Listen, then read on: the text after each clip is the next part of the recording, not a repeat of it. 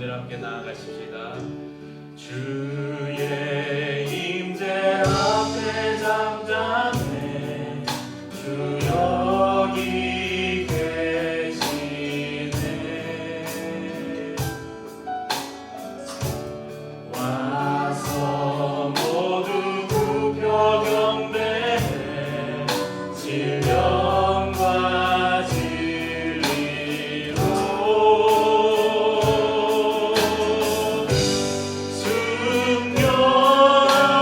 순결하신 주님 거룩한 존전에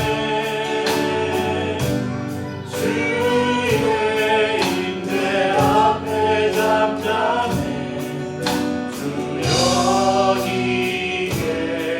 계시네. 아멘. 이곳 가운데 임하신 주님의 영광 앞에 잠잠해 주의 영광 앞에 잠잠해 주의 빛이시네.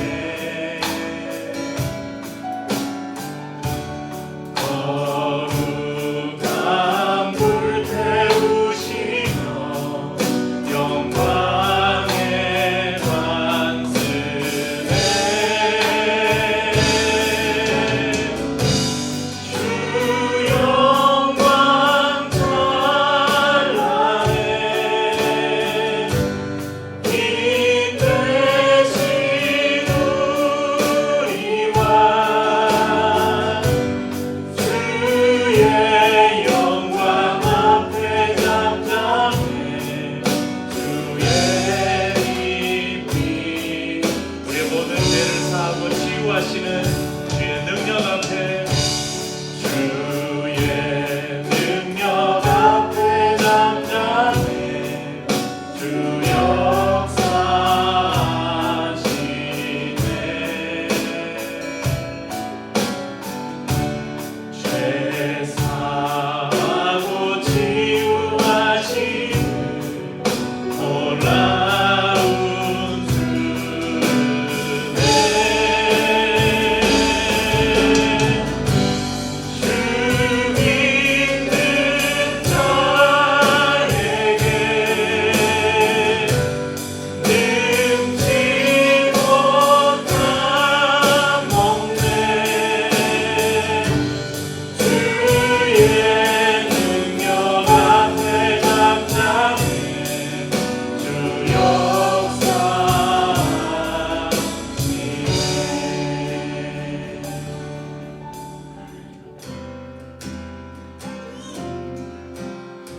역사하시네. 저희가 이제 박수 치면서 찬양하자. 박수 치면서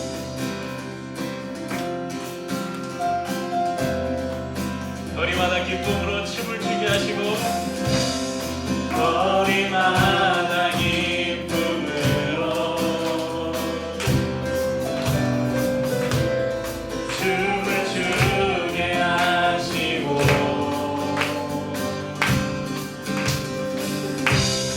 주의 백성 기도할 때 이 땅 회복하소서.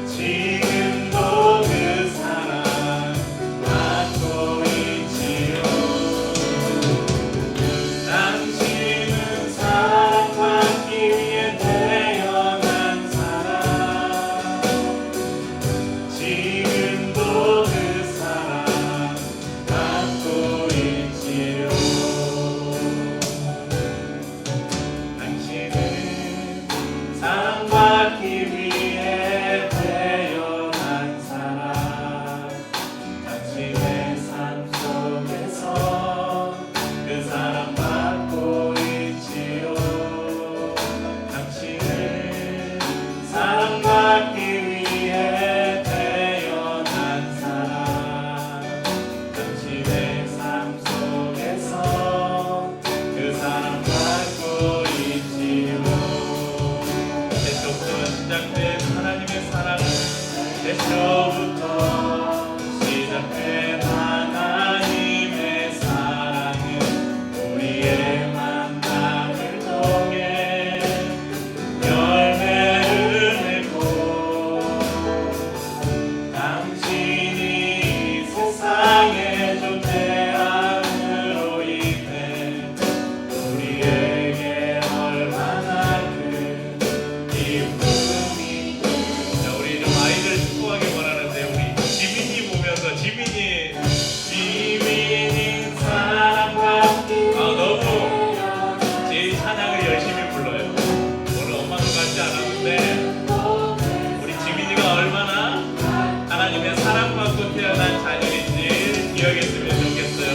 주님 사랑받기 위해 태어난 사람 지금도 그 사랑 받고 있는. 우리 옆에 있는 우리 아이들의 이름을 부르면서 한번 축복해 주시겠어요? 여러분 가장 가까이에 있는 우리 아이들의 이름을 부르면서 연서는 지금도 그 사랑 받고 있지요. 민서는 사랑받기 위해 태어난 사람 지금도 그 사랑 받고 있지요.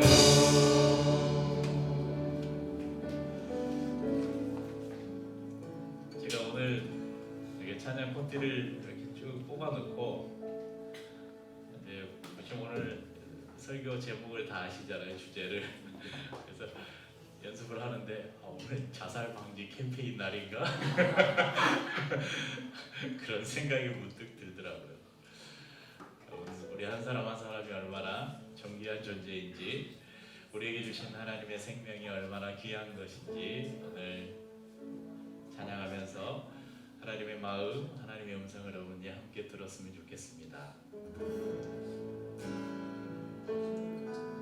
고난 중에 주 음성 들을 수 없다 해도 참된 진리 되신 주 나는 붙드네. 폭풍이 몰려와도 험한 길을 간대도 믿음의 두 손 들고 주실래.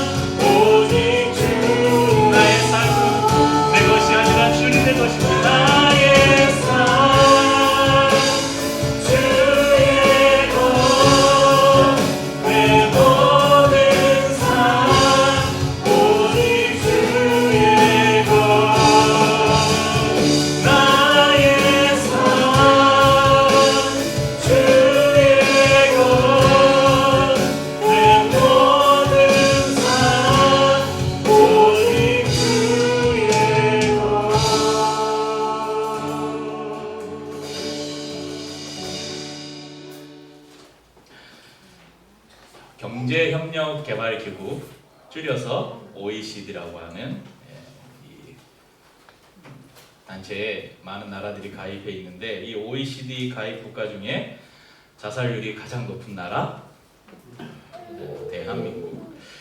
2003년부터 2016년까지 무려 14년 동안 1위를 고수했대요. 그런데 2017년에 리투아니아에게 1위를 잠깐 내줬다가 다시 2018년 1위를 탈환한 이후에 계속해서 1위를 하고 있다고 합니다.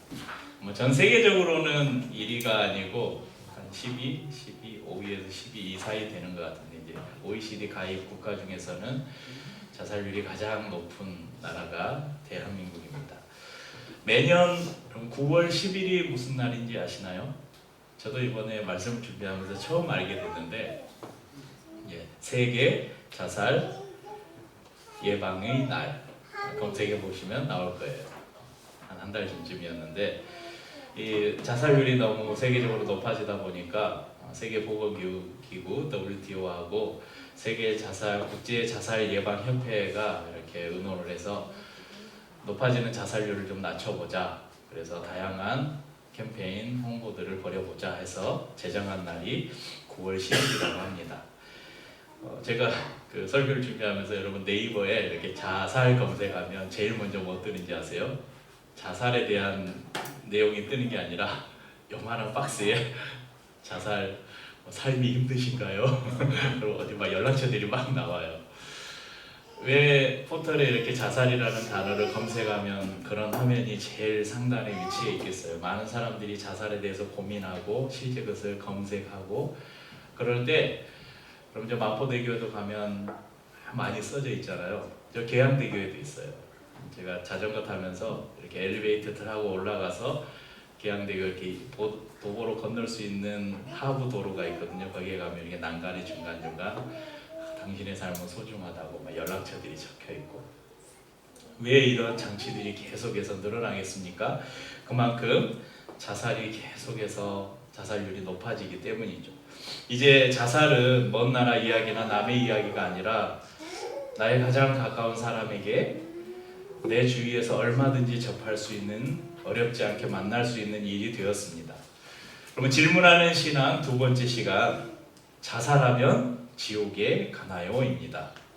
오늘 질문을 주신 성도님은 실제 후배의 어머니가 자살로 생을 마감하는 일을 겪었다고 합니다. 오늘부터는 이름을 밝히지 않으려고요.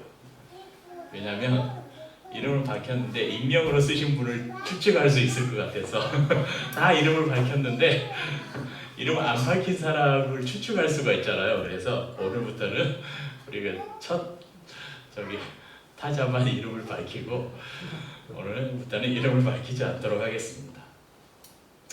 만약 예수를 믿는 사람이 극단적 선택으로 자살을 한다면 구원이 사라지는 것일까, 지옥에 가는 것일까요? 이렇게 궁금증을 가지고 질문을 해주셨습니다. 그럼 자살의 사전적 정의를 한번 보겠습니다.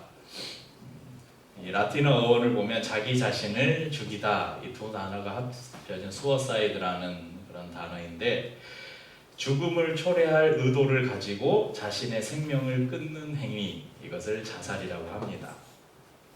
그래서 스스로 자신의 생명을 끊는 이 자살을 하면 지옥에 갈까요? 이것을 먼저 이해하기 위해서는 구원론에 대한 바른 이해가 필요합니다. 그럼 구원론에는 두 가지가 있는데 크게 두 가지로 나눌 수 있는데, 첫 번째는 행위 구원론입니다. 그 구원은 하나님이 주시는 거예요. 그런데 그 구원을 받기 위해서 일정 부분 인간의 노력이 필요하다는 것입니다. 그래서 구원을 위해서는 선행과 종교적 열심을 요구합니다. 대표적으로 천주교에서는 이런 사상들이 있죠. 이런 행위 구원론이 있습니다. 그래서 한 문제가 되었던 면죄부, 죄를 지으면 돈을 주고 면죄부를 사면 죄를 용서받을 수 있어요. 또 천주교에서는 연옥설이라는 게 있는데요. 천국과 지옥 사이에 연옥이라는 게 있어요. 그래서 어떤 사람이 죽었어요. 근데 이 사람이 천국을 갈지 지옥을 갈지 애매해요. 그런 사람들이 어디에 가 있냐? 연옥에 가 있는 거예요. 그러면 남아있는 후손들이나 가족들이 이 사람의 이름으로 헌금을 하거나 이 사람의 이름으로 선을 행하면 그 사람들의 공로가 쌓여서 연옥에 있던 사람이 천국으로 간다. 그래서 이제 천주교에서는 이런 복지단체나 이런 거 많이 운영하잖아요. 그런 그 구원관도 구원론과 좀 연결이 되어 있습니다. 그러니까 돈을 주고 면죄부를 사서 죄를 용서받는, 그러니까 어떤 돈을 주고 교회에 헌금을 많이 하면 자신의 죄가 용서받는 그런 이 신학으로 인해서 사람들이 어떤 구원을 위해서는 어떤 행위가 필요하다 이렇게 이해를 합니다. 이런 교리에 반대해서 아니다. 구원은 인간의 어떤 노력이 아니라 오직 예수를 믿는 믿음으로만 구원받는다. 오직 믿음, 오직 은혜, 오직 성경. 이 세 가지의 캐치프레이즈를 걸고 일어난 것이 무엇입니까? 종교 개혁입니다. 그래서 우리 개신교는 이제 그 종교 개혁의 영향을 받아서 우리가 가진 두 번째 구원론은 뭐냐면 구원은 오직 믿음으로만 얻는다는 것입니다. 이것은 사도 바울이 로마서에서 줄곧 이야기하고 있는 이신칭의 뭡니까? 믿음으로써 의롭다 칭함받는다. 이 신학을 바탕으로 합니다. 구원은 행위가 아닌 믿음으로 얻는 것이죠. 그 믿음조차도 우리의 노력이 아니라 하나님의 일방적인 선물이라고 성경은 기록하면서 그러므로 너희가 누구도 자랑할 것이 없다 이렇게 말씀합니다. 모든 인간은 태어나면서부터 죄의 인자를 가지고 태어납니다. 지난주에도 말씀드렸지만 우리 아담과 하와 이야기하면서 선악과 이야기했잖아요. 선악과를 따먹은 최초의 인류 아담과 하와의 죄 때문에 모든 인류의 후손은 태어나면서부터 죄의 인자를 가지고 태어나요. 그것을 원죄라고 이야기합니다. 그 죄를 해결하시기 위해서 하나님의 아들 예수 그리스도께서 십자가에서 죽으셨어요. 그리고 구원을 완성하셨습니다. 그래서 예수를 믿는 모든 사람들은 어디에서 자유케 돼요? 그 원죄에서 자유케 되는 거예요. 자, 그렇다면 이제 우리 예수 믿고 구원받았으니까 야, 나는 이제 죄가 다 용서받았어. 그럼 여러분들 죄 안 짓습니까 이제? 예수 믿은 이후에 여러분 죄 안 지셨어요? 매일 짓잖아요. 매일 순간순간 죄 짓고 살잖아요. 이런 죄를 신학적으로 자범죄라고 이야기합니다. 원죄와 자범죄가 있는데 원죄라는 것은요 우리가 예수 그리스도를 구주로 영접하는 순간 해결이 됩니다. 완전하게 해결이 돼요. 그런데 이 자범죄는 해결이 안 돼요. 죄의 용서를 받았지만 여러분 우리가 죄인입니까 아닙니까? 죄인이에요. 의롭지 않은데 의롭다고 칭해 주신 거예요. 그러니까 너는 죄가 없다가 아니라 너는 이제 죄인이 아니다 이렇게 말씀하신 거죠. 여전히 우리는 예수를 믿고 나서도 계속 죄를 지어요. 그런데 여러분 그 죄를 우리가 회개하잖아요. 그러니까 예수를 우리가 영접하는 순간 우리의 모든 원죄에서는 자유롭게 되는데 매일 짓는 죄에서는 해결이 안 돼요. 그래서 우리는 회개라는 것을 합니다. 이 회개는 여러분 구원을 얻기 위한 게 아니에요. 여러분 이걸 오해하시면 안 됩니다. 우리가 매일 우리가 예배 나와서 항상 우리도 자백의 기도, 고백의 기도를 드리잖아요. 한 주가 우리의 삶을 돌아보고 지은 죄들을 고백하는 기도를 드리는데 우리가 이런 죄의 고백과 해결을 하는 것은 구원과 상관 있는 게 아니라 성화와 관련이 있습니다. 우리가 이제 예수 그리스도 안에서 거듭난 하나님의 사람들은 점점 그리스도를 닮아가는 이걸 신학 용어는 성화, 거룩해져 간다 이렇게 이야기하죠. 그러니까 매일매일 우리가 그리스도를 닮아서 결국에는 우리가 그리스도의 장성한 분량까지 이르러야 된다. 성경이 말씀하잖아요. 그러기 위해서 우리는 날마다 회개하는 거예요. 회개를 통해서 내가 지었던 죄를 다시 한번 생각하고 그 죄를 미워하게 되고 다시는 그 죄를 반복해서 짓지 않으려고 노력하고 그래서 끊임없이 죄와 싸워 이기면서 우리가 조금씩 거룩해져 가는 과정, 그것을 성화라고 이야기합니다. 그러면요 우리가 이것을 생각해 봐야 돼요. 예수를 믿는 순간 우리의 모든 죄가 용서받았다고 말하잖아요. 여러분 우리의 과거의 죄가 용서받았죠? 여러분 현재 여러분 오늘 우리가 지은 죄를 용서받습니까? 용서받죠? 자 그러면 질문입니다. 여러분이 내일 지을 죄는 용서받았을까요? 네, 이걸 이해하셔야 돼요. 그래야 자살에 대한 문제가 이해가 돼요. 여러분이 미래에 지을 죄를 예수님은 용서하셨을까요? 용서하셨죠.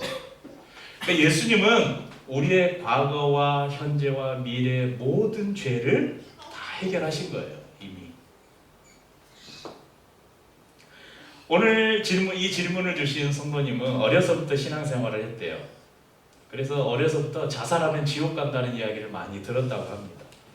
또 자살한 사람은 어떤 성도가 자살해서 그럼 그 사람은 진짜 하나님 믿는 사람이 아니다, 그런 말도 들었다고 합니다.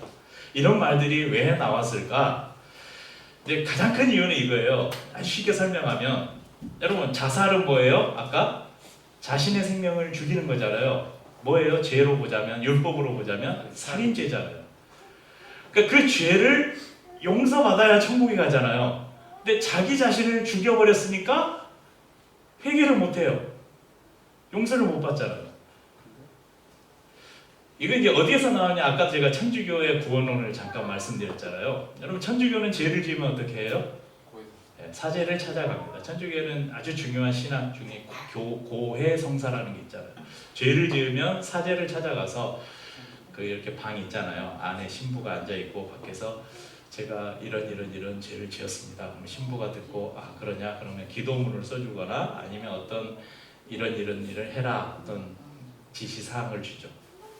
그리고 이렇게 말해줍니다. 네 죄를 사하노라. 옛날에 뭐 가을동화인가 그 드라마에서 이 대사가 나와가지고 아주 유명해졌죠. 네 죄를 사하노라. 그러니까 사제가 그 사람의 고백한 죄에 대해서 네 죄를 사하노라라고 선언해주면 그 사람은 죄 용서를 받은 거예요. 이게 이제 천주교의 교리인데, 이거에 영향을 받아서 살인이라는, 자기 자신을 죽이는 살인이라는 죄를 저질렀는데 이런 신부를 찾아갈 수도 없네요. 고해성사를 할 수도 없어요. 그러니까 죄를 용서받지 못한 상태로 죽은 거예요. 그래서 이 사람은 구원을 못 받는 거예요. 그러니까 이런 천주교의 행위구원론의 일부 영향을 받은 결과라고 할 수 있습니다. 그런데 여러분, 방금 말씀드린 것처럼 예수님께서 우리에게 주신 구원은 과거와 현재와 미래의 모든 죄까지도 해당된다고 말씀드렸습니다. 그렇기 때문에 단지 죄를 고백할 기회가 없기 때문에 자살을 하면 지옥에 간다, 이런 주장은 전혀 설득력이 없다는 것이죠. 예수님께서 용서하지 못할 죄가 있을까요? 그런 죄는 없어요. 그렇다면 교회에 다니는 사람이 자살하면 지옥에 가는가? 이런 질문에 어떻게 대답해야 되면, 자살한다고 꼭 지옥에 가는 것은 아닙니다. 그런데 지옥에 갈 수도 있죠. 그럼 교회 다닌다고 자살하면 지옥에 안 갑니까? 교회를 다니는 것과 그건 아무 상관이 없어요. 왜냐하면 여러분, 교회를 다니지만 가짜로 다니는 사람도 많아요. 전혀 거듭나지 않은 자연인들도 교회를 다니고요, 육에 속한 그리스도인들도 교회를 다니고 있습니다. 그래서 성경에 보면 예수님께서 그런 비유하시잖아요. 알곡과 가라지 비유. 그러니까 씨를 뿌렸는데 알곡과 함께 가라지가 같이 난대요. 여러분, 농사를 안 지어보신 분들은 이걸 이해를 못하는데, 저는 어렸을 때 농사를 지어봐서 알아요. 벼를 이렇게 뿌려놓으면 벼가 자라잖아요. 어느 정도 자라기 전까지는 가라지를 몰라요. 똑같이 생겼거든요. 근데 가라지가 쑥쑥 커가지고 벼 위로 이렇게 올라와요. 그러면 이제 우리는 여수에서는 그 가라지를 사투리로 피라고 하거든. 피 뽑으러 간다 이렇게 말해요. 그래서 이제 그걸 다 골라내요. 골라낼 때도 조심해야 돼요. 왜냐면 뿌리가 이렇게 같이 벼하고 엉켜 있기 때문에 뽑다가 벼까지 다 뽑혀요.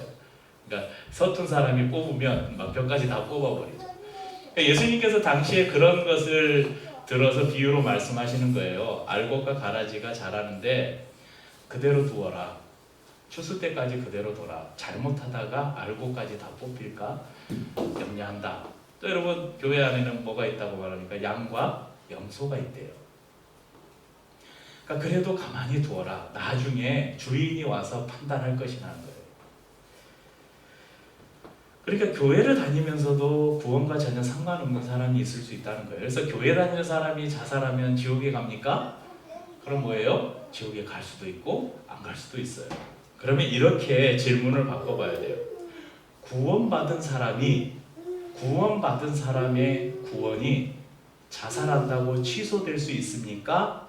이 질문에는 우리가 확실하게 답할 수 있어요. 절대 취소되지 않습니다. 그러니까 교회를 다니면서 정말 예수 그리스도를 인격적으로 만나고 신앙생활하는 사람이 자살을 했어요. 그 사람은 교회 다니면서 자살을 해? 저 사람은 지옥 갈 거야. 이렇게 말하면 안 된다는 거예요. 예수 그리스도를 인격적으로 만나는 사람은 그 사람이 자살했다고 해서 그가 받은 구원이 절대 취소되지 않는다는 것입니다. 그렇다면 나는 이제 예수 믿고 구원 받았으니까 인생이 너무 힘들어. 사는 게 너무 힘들어. 빨리 끝내고 주님 곁으로 가자. 그리고 여러분 자살을 선택해도 될까요? 특별히 크리스찬으로 알려진 연예인들 중에 많은 사람들이 자살을 했어요. 정다빈이라는 홈피에 아주 하나님에 대한 정말 신앙 고백을 해놓고 미니홈피에 마지막 마침이라는 글을 써놓고 자살을 했어요. 굉장히 많은 사람들이, 특별히 교회를 다니는 사람들이 충격을 많이 받았죠. 유명한 연예인들 최진실도 교회를 다니는 사람이었잖아요. 남편, 동생까지 다 자살을 했어요. 이게 뭐 베르테르 효과라든가 그 슬픔이 이렇게 전염되는. 그래서 많은 사람들이 고민을 했어요. 어떻게 교회 다니는데 자살을 할 수 있지? 교회를 다니는 사람이 자살하면 어떻게 될까? 이런 고민들이 많았죠. 우리 주위에도 예수를 믿으면서도 자살에 대해서 한 번쯤 생각한 사람들이 있고, 그것을 계획에 옮긴 사람도 있고, 또 계획한 사람도 있고, 그 계획을 실행에 옮겨본 사람도 있습니다. 그리고 그 사람이 누군가가 아니라 내 옆에 있는 사람일 수도 있고 바로 나일 수도 있다는 것을 기억하셔야 됩니다. 그럼 자살의 여러 요인이 있어요. 보니까 사회적인 요인도 있고요, 심리적인 요인도 있고, 생리적, 병적인 요인도 있습니다. 경제가 발달할수록 우리나라의 자살률이, 자살 이유의 가장 높은 게 뭐냐면 경제적인 이유래요. 우리나라에. 여러분, 우리나라 경제가 얼마나 발전을 했어요. 세계 10위권 안에 있는 경제 대국이라고 말하잖아요. 그런데 자살률이 제일 높아요. 그런데 그 자살률이 제일 높은데 자살하는 이유 중에 가장 높은 이유가 경제적인 문제래요. 여러분, 경제가 발달하는데 빈부의 격차는 커집니다. 변화하는 시대 속에 적응하지 못하는 사회 부적응자도 많아지고, 그로 인해서 공황장애, 우울증, 조울증 등 여러 가지 질병들이 생깁니다. 10대에서 30대에 자살하는 사람들 중에 10대에서 30대의 사망 원인, 그러니까 10대부터 30대까지 사람들이 왜 죽느냐? 바로 뭐 암에 걸려서 죽을 수도 있고 교통사고가 나서 죽을 수도 있잖아요. 그런데 10대에서 30대의 사망률 가장 높은 게 자살이에요. 놀랍지 않으세요? 하지만 사는 것이 힘들다고 자살을 선택해도 되는 것일까? 어차피 구원받았으니까 빨리 이 세상의 고통을 끝내고 고통이 없는 천국에 빨리 가자. 그러면서 자신의 생명을 끊는 것을 주님이 기뻐하실까? 우리에게 생명을 주신 분이 누구세요? 주님이시죠. 그 생명을 주관하는 분도 주님이십니다. 그러니까 내가 나의 생명을 스스로 끊는다는 것은 나에게 생명을 주시고 그 생명을 주관하시는 하나님에 대한 도전 행위예요. 사랑하는 성도님들, 생명은 누구를 막론하고 소중합니다. 하나님께서 당신의 형상을 따라서 한 사람 한 사람을 특별하게 지으시고 친히 그 코에 당신의 호흡을 불어넣어 주셨습니다. 그렇기 때문에 이 세상의 한 사람 한 사람은 누구와도 비교할 수 없는 존귀한 존재입니다. 우리가 공동체 기도 시간에도 기도했지만 지금 이스라엘과 팔레스타인의 이 분쟁으로 인해서 하루에도 수십 수백의 사람들이 생명을 잃어가고 있습니다. 한 생명이 죽는다는 것은 한 세계가 사라지는 거예요. 그냥 하마스라는 조직, 팔레스타인이라는 나라가 사라지는 게 아니라 그 한 사람의 세계가 사라지는 것이죠. 그 한 사람뿐만 아니라 그 사람의 부모, 형제, 가족, 이 사랑하는 이들의 세계까지도 파괴되는 끔찍한 일입니다. 그렇기 때문에 전쟁과 사륙은 어떠한 이유에서건 정당화될 수 없습니다. 그러니까 요즘에 막 이스라엘 깃발 들면서 막 팔레스타인 비난하고 이런 일 교회 다니는 사람들이 절대 하면 안 돼요. 누가 나쁘고 누가 덜 나쁘고가 어디 있어요? 사람이 사람을 죽이는 이 전쟁을 일으킨 모든 사람들은 다 나쁜 사람들이에요. 그리고 이제 아까 종교적인 이유라 우리가 기도에 그렇게 있는데 이 팔레스타인과 이스라엘의 전쟁은 종교 문제가 아니라 실제로 보면 영토 문제예요. 영토 문제. 근데 이제 굉장히 많은 그래서 팔레스타인과 이스라엘 문제뿐만 아니라 지금 그 우크라이나와 러시아와 맞물려 있는 이 전쟁 속에 또 중동과 여기 미국과 이런 여러 나라들의 이해관계가 얽혀 있는데 여러분 근데 어리석은 위정자들은요 자신의 정치적인 목적을 달성하기 위해서 얼마든지 전쟁이라는 수단을 사용합니다. 그래서 사람이 악하다는 거예요. 그러니까 우리나라가 굉장히 불안한 거예요. 예전에 뭐 총풍 사건 이런 거 들어보셨죠? 정치적으로 우리가 다음 총선 때 이거 불안하다? 우리가 다수당이 안 될 것 같다? 북한에 연락해가지고 몰래 총 좀 쏴줘. 그래서 국지적인 분쟁을 일으키는 거예요. 그러면 이런 불안이 남북 간의 긴장이 강화되면 사람들은 현 정부를 신뢰를 해요. 밀어줘야 된다. 굉장히 다양한 정치적인 결여가 깔려 있어요. 여러분 미국이 뭐 세계의 보안관 그건 말도 안 되는 소리예요. 전 세계 중에 가장 자국 이익 중심으로 움직이는 나라가 어딘지 아세요? 미국이에요. 미국은 철저하게 자국의 이익이 되는 일이 아니면 절대 자신들을 희생하지 않습니다. 그러니까 좀 아이러니하죠. 성경에 손을 얹고 하나님의 말씀으로 세워진 나라인데 절대 그렇지 않아요. 자국에 조금이라도 손해가 되면 언제든지 버려버리고 그 안에 있는 수많은 그 무기를 제조하는 방산업체들과 무기 판매상들과 얽혀진 그 이해관계에서 무기가 쌓이면 이거 소모를 해야 되잖아요. 그럼 어느 지역에 전쟁을 일으키는 거예요. 그러면 무기 팔 수 있잖아요. 그러니까 이걸 단순히 그냥 뭐 이념 갈등 이런 걸로 보시면 안 돼요. 그런데 어떠한 이유에선 간에 여러분 전쟁은 정당화될 수 없습니다. 테러나 이런 것들은 절대 정당화될 수 없어요. 한 사람의 생명을 빼앗는 것, 그 사람의 세계를 빼앗는 것이기 때문에 그렇습니다. 하물며 여러분 자신의 생명을 끊는 것은 말할 수도 없습니다. 오늘 저희가 읽은 본문에는 이렇게 말씀합니다. 그 형제를 미워하는 자마다 살인하는 자니. 여러분 산상수훈에서 말씀하신 예수님의 말씀인데 저희가 예전에 산상수훈 마태복음을 살피면서 아주 자세하게 말씀을 나눈 적이 있었습니다. 그러니까 모세의 율법에는 살인을 어떻게 규정해요? 다른 사람의 생명을 끊는 것, 육체적인 생명을 끊는 것을 살인이라고 규정하고 있어요. 그런데 예수님은 말씀하셔요. 야, 너희가 율법에서 들었지? 사람을 죽이면 그걸 살인하는 것이라고 그랬지. 나는 너희에게 새롭게 내 율법을 너희에게 선언하는데 형제를 미워하는 사람, 그 사람은 이미 살인을 했다. 이렇게 선언하고 있죠. 그렇다면 여러분 일주일에 이번 주는 몇 명 죽이셨어요? 여러분 몇 명이나 죽이고 오셨어요? 굉장히 많이 죽이셨죠?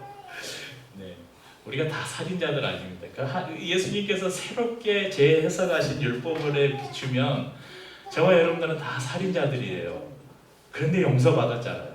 하물며 여러분 자살했다고 용서를 못 받을까요? 그렇지는 않다는 것입니다. 혹 우리 주위에 자살로 인한 주위에 누군가가 자살로 인해서 슬픔을 당한 사람들이 있다면 여러분 이것을 구원의 문제로 접근하시면 안 되고 그냥 따뜻한 마음으로 위로해 주셔야 돼요. 혹시 교회를 다니다가 신앙을 가지고 있는데 자살을 했어요. 그러면 그 사람이 구원받을지 안 받을지는 우리가 어떻게 알아요? 그 사람 안에 있는 신앙을 우리가 알 수 없잖아요. 그 하나님만이 아시죠. 그렇지만 최소한 교회를 다니다가 누군가 자살을 했다면 이제 천국에 가실 것입니다. 이렇게 위로를 해줘야 맞는 것이죠. 그리고 그런 일이 생기지 않도록 늘 우리 주위를 살펴야 될 필요가 있습니다. 여러분 열왕기상 19장에는 한 선지자의 이야기가 기록되어 있어요. 갈멜산에서 바알과 아세라 선지자들 850명과 싸워서 850대 1의 싸움에서 승리를 거뒀어요. 그래서 그 선지자들 다 잡아 죽였어요. 승리의 계산가를 부르고 돌아오는데 이런 이세벨이 왕비였던 이세벨이 저 선지자 내가 꼭 잡아서 반드시 죽이고야 말리라. 이 소식을 들은 이 선지자가 너무 낙심해가지고 광야로 들어가서 한 로뎀나무 아래에서 이렇게 이야기합니다. 보시죠. 자기 자신은 광야로 들어가 하룻길쯤 가서 한 로뎀나무 아래에 앉아서 자기가 죽기를 원하여 이르되 여호와여 넉넉하오니 지금 내 생명을 거두시옵소서. 나는 내 조상들보다 낫지 못하나이다 하고 죽여주소서 이거야. 죽고 싶다는 거예요. 뭐예요? 자살하고 싶은 거예요. 나는 지금 자살은 아니죠. 죽고 싶은 거예요. 요나서에도 비슷한 장면이 나와요. 요나서 4장 3절에 보면 여호와여 원하건대 이제 내 생명을 거두어 가소서. 사는 것보다 죽는 것이 내게 나음이니이다 하니. 그럼 사는 것보다 죽는 것이 나으니까 뭐예요? 자살하는 거죠. 하나님의 부름을 받은 위대한 선지자들도 어떤 때는 두려움으로, 어떤 때는 절망과 분노로 차라리 사는 것보다 죽는 것이 낫다 그러면서 내 생명을 취하여 달라 이런 강구를 했습니다. 하물며 여러분 우리의 인생은 어떻겠습니까? 우리도 그런 죽고 싶은 순간 없겠어요? 얼마든지 찾아올 수 있죠. 그때 이 믿음의 선배들은 어떻게 했습니까? 자신의 생명을 스스로 함부로 하지 않았어요. 생명의 주관자이신 하나님께 맡기잖아요. 주님 내 생명을 거두어가 주십시오. 그럴 때 하나님은 천사를 보내 먹이시기도 하시고 박농구를 통해서 하나님이 당신의 뜻을 보이기도 하셨습니다. 언젠가 우리에게도 이런 위기가 찾아온다면 오늘 말씀을 기억하십시오. 하나님의 손길을 구하고 곁에 있는 성도들에게 여러분의 마음을 정직하게 이야기하시기 바랍니다. 또 오늘 본문 16절은 이렇게 말씀합니다. 그가 우리를 위하여 목숨을 버리셨으니 우리가 이로써 사랑을 알고 우리도 형제들을 위하여 목숨을 버리는 것이 마땅하니라. 그럼 우리의 생명은 예수님의 피값으로 사신 것입니다. 그만큼 소중한 것입니다. 또한 타인의 생명 또한 그처럼 소중합니다. 나의 고통으로 내 생명을 던지는 것이 아니라 오늘 말씀에 보면 우리가 생명을 던지는 유일한 경우가 있는데 그때가 언제라고요? 형제를 위하여. 여러분 다른 일을 위하여 내 생명을 던지는 것만큼 더 큰 사랑이 없다고 예수님이 말씀하셨잖아요. 친구를 위하여 생명을 던지는 것, 형제를 위하여 자기의 생명을 주는 것만큼 더 큰 사랑이 없다고 예수님이 말씀하셨습니다. 여러분 우리가 죽기까지 내 생명을 던져서까지 던져야 될 상황이 있다면 그때는 언제라고요? 다른 이들을 위해서. 절대 내 고난과 내 삶의 무게 때문에 우리의 삶을 던지는 일은 없어야 될 것입니다. 자살을 생각하고 계획에 옮기는 사람들은 그 과정의 단계마다 주위 사람들에게 사인을 보낸다고 해요. 비록 저희들의 삶이 늘 바쁘고 힘들지만 우리 주위에 이런 신호를 보내는 사람들이 있다면 여러분 절대 무관심하지 마시고 늘 안테나를 높이 세우고 삶의 끈을 놓으려는 사람들을 붙잡아주고 그래서 한 사람의 영혼뿐만 아니라 그 사람의 생명까지도 살리는 저와 선생님들이 될 수 있기를 바랍니다. 그럼 자살하면 지옥에 갑니까? 갈 수도 있고 안 갈 수도 있다. 그러면 구원받은 성도가 자살하면 지옥에 갑니까? 절대 안 갑니다. 구원받은 사람은 천국에 갑니다. 애초에 구원받은 성도가 자살하는 것은 쉽지 않아요. 그런데 그런 일이 또 얼마든지 있을 수 있습니다. 극심한 트라우마나 고통, 질병 등으로 그런 선택을 하는 사람들도 있습니다. 우리 가까이에서 우리 만난 분이 있잖아요. 김동수 집사님. 그분이 매주 교회 가서 예배드려요. 찬양도 열심히 하시고요. 그 부인 권사님은 너무 신앙이 좋고 두 딸도 너무 믿음이 좋아요. 정말 신앙 안에서 정말 아름다운 가정이에요. 그런데 이 집사님이 벌써 자살 시도를 3번인가 4번인가 하셨어요. 그것도 집에서 딸이 있는 집에서 손목을 그어서 자살을 시도하고. 그러니까 그걸 신앙이 없어서 그런 게 아니에요. 그분 안에 있는 트라우마라는 그것이 이것을 이기지 못하는 거예요. 그러면 이분이 자살하면 지옥에 갈까요? 저는 절대 그렇게 생각하지 않습니다. 그럼 또 한 가지 우리가 좀 꼭 기억해야 될 게 하나 있는데 성도의 견인이라는 신학 용어인데요. 성도의 견인이라는 신학 용어가 있습니다. 이게 뭔가 이해를 쉽게 하기 위해서 제가 보여드리겠습니다. 민서, 우리가 보통 악수를 이렇게 하잖아요. 하나님은 우리의 손을 어떻게 붙여가지고 이런 그림 보셨죠? 이 성도의 견인을 잘 설명해 주는 거예요. 민서가 어쩌다가 삶이 힘들어서 아빠 이제 나는 끝났어요. 더 이상 소망이 없어요. 저 먼저 갈게요. 그리고 손을 놨어요. 떨어질까요? 절대 떨어지지 않아요. 왜냐하면 제가 붙들고 있거든요. 이걸 신학에서는 성도의 견인이라고 합니다. 그러니까 하나님께서 한 영혼을 택하셔서 구원하셨으면 그 사람을 절대 하나님이 놓지 않는다는 거예요. 이 사람이 힘들고 어려서 때로는 하나님을 등지기도 하고 배반하기도 하고 떠나려고 해도 하나님은 한 번 잡은 손을 절대 놓지 않으신다는 거예요. 여러분 이것을 기억하셨으면 좋겠습니다. 그래서 구원받은 성도의 구원은 절대 취소되지 않는다. 혹시 주위에 자살로 인해서 슬픔을 당한 이들이 있다면 이렇게 여러분 위로해 주시기 바랍니다. 우리 서로의 삶들을 축복하면서 오늘 예배를 마치겠습니다.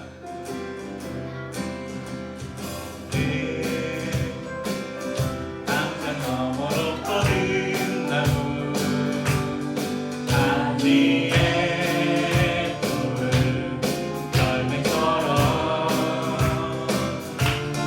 하나님의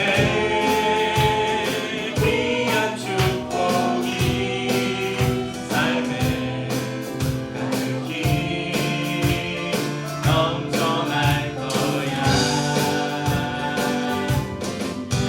너는 어떤 시련이 와도 능히 이겨낼 만한 날이 있어. 전능하신 하나님께서 너와 언제나 함께 하시니 너는 하나님의 사랑, 아름다운 하나님의 사랑. 나는 널 위해 기도하며 내 길을 축복할 거야.